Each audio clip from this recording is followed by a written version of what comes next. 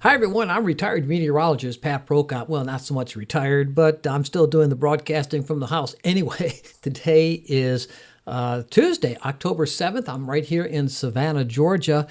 And we have been going through some very high tides lately, and they're only going to be getting higher. Last night, the full moon was present. It's the harvest moon since it's the closest full moon to the autumnal equinox. Hence, the October full moon this year is the harvest moon.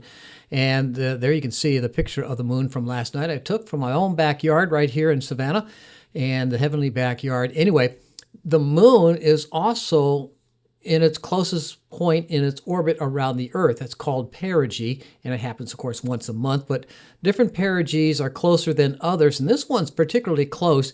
As a matter of fact, the one coming up in November will be even closer. So we have another issue of very high tides coming in a month from now, and believe it or not, beyond that, in December, another supermoon, as we call it, will be occurring with the full moon near the perigee, and we'll have another cycle of high tides to contend with in December, early December. Right now, let's talk about our high tides going on right now. Also, in the tropics, there is a new storm by the name of Jerry.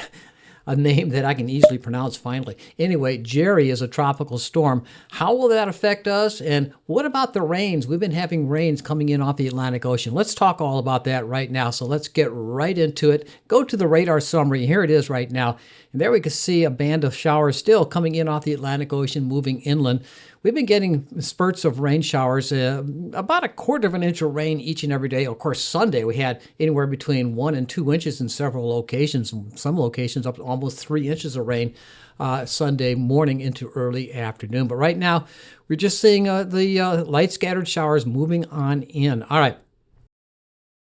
So let's take a look at the satellite imagery of Jerry, and there it is, a well-defined storm in the central tropical Atlantic Ocean. How about looking at the enhanced infrared view, and that shows a little bit better story. There you can see the storm over here getting better organized as it's moving over some very warm waters of the tropical Atlantic Ocean. All right, let's take a closer view of this with the Tropical Tidbits weather site and website. And there you can see a very strong convection developing across a large portion of the storm system itself. So a very well-defined storm at this time. All right, looking at the fuel supply basically to be associated with Jerry. And Jerry's over here right now, and these water temperatures in the upper 20s, lower 30s Celsius. That's in the mid to upper 80s temperature-wise and Fahrenheit scale. And it'll be moving across this area, so it is only going to be gaining steam. And if the conditions are favorable, which they look like they will be, this storm will go from a tropical storm to a hurricane in a very short period of time.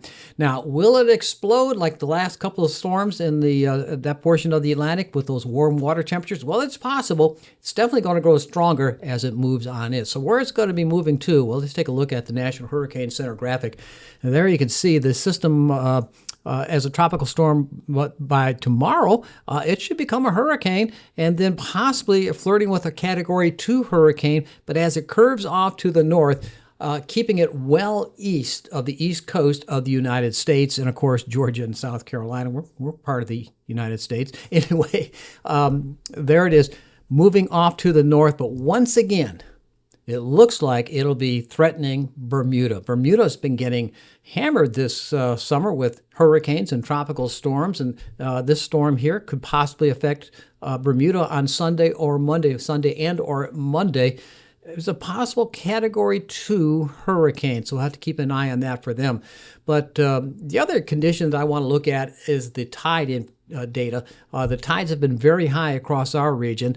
Combination of the weather conditions, easterly wind, a steady fetch of easterly winds coming in off the Atlantic Ocean, and the perigee of the moon and the full moon coming in together at this time. So the tides have been running a little bit higher than normal this morning. The high tide maxed out at about 9.5 feet, just below the flooding level. Flooding is about 9.7, 9.8 here in the Chatham County area, and it just missed that this morning. But right now, the tide's going out. This is now about 3:30 in the afternoon on Tuesday, and the tide is low, but it's the tide departures are running higher. It's over a foot now.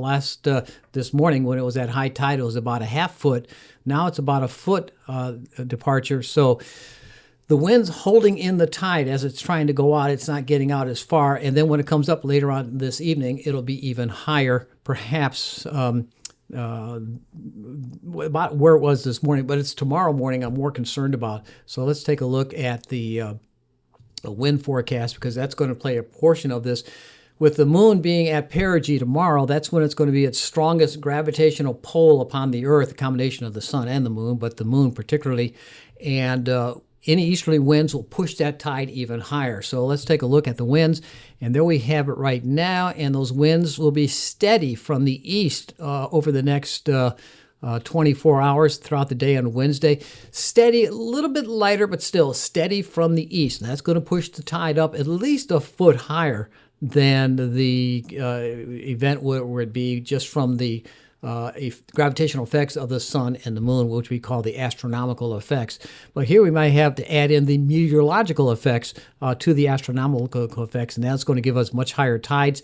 And then going into Thursday, it looks like those easterly winds will be coming more from the northeast and then increasing in speed. Now, the northeast winds are not as bad as an easterly wind, but still it's going to be holding in the tide. And if the winds become more northwesterly, that'll help alleviate the tide departure. But looking at the conditions for throughout the day on Thursday going into Friday, we're seeing still a very strong east to northeasterly flow of winds coming in off the Atlantic Ocean. So hence, at least through Friday, the tides are going to be about a foot, maybe a foot and a half. In an extreme case, I doubt it, but it's possible.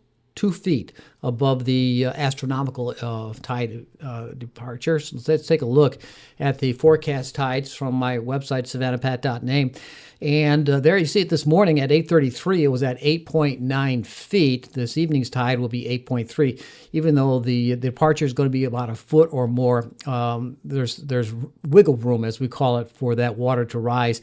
It can go up to a foot and a half or so before it reaches above departure, before it reaches flooding. But looking at tomorrow morning and on Thursday morning, 9:21 tomorrow, 10:12 on Thursday, the tide astronomical height will be at 9.1 feet. So you only have about a half foot of wiggle room to play with, 0.7 feet. If it gets above a foot, because of the winds, departure of a foot, you can see those tide values over 10 feet. Now, flooding occurs, as I just mentioned, right around 9.8 feet in the Chatham County area. And if it gets above 9.8 feet, then it'll reach what's called the fog line on US 80. And the water will start crossing the highway at 10.5 or 11 feet. It'll completely cover US 80. So keep that in mind. Tomorrow morning and Thursday morning, there could be road closures on US 80 between the Bow River and the Lazaretto Creek, going in from Wilmington Island over to Tybee Island, and other areas as well that have low areas in the tidal creeks. Expect to see flooding. The marshes overflowing onto the roads, and the lagoons perhaps overflowing as well. And then going into Friday, as those winds increase, the tide departures might increase as well, and the high tide is 8.9 feet, so that's very high once again. So again, if the tide departure is more than a foot due to the easterly and northeasterly winds, you're going to have flooding once again. It's a possibility that we could see another 10-foot or 10.5-foot tide coming in along about Friday. Saturday, the moon starts moving further away, and the direct syzygy of the moon and the earth and the sun will be no longer aligned. But still, you're going to have some high tides on Saturday, but then it starts to lower out after that. All right, going back to my website, savannahpat.name. Here's the forecast for the next several days.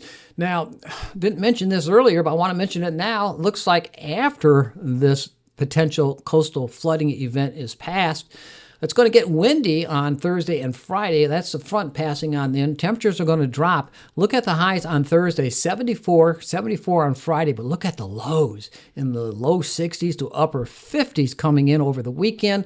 looks like mostly fair weather coming in for Saturday. The winds will be breezy, not as windy as it will be on Friday, but Saturday, 77 for the high, 58 for the low. Can we play football? That's some great football weather right there. And then going into Sunday, looks like mostly sunny weather conditions, and into Monday with highs in the mid-70s, lows in the mid to upper 50s. So that's looking very good right there. Thanks for all those who have been supporting my page. I really appreciate that. And for those who have given the super thanks, I posted those at the beginning of the video.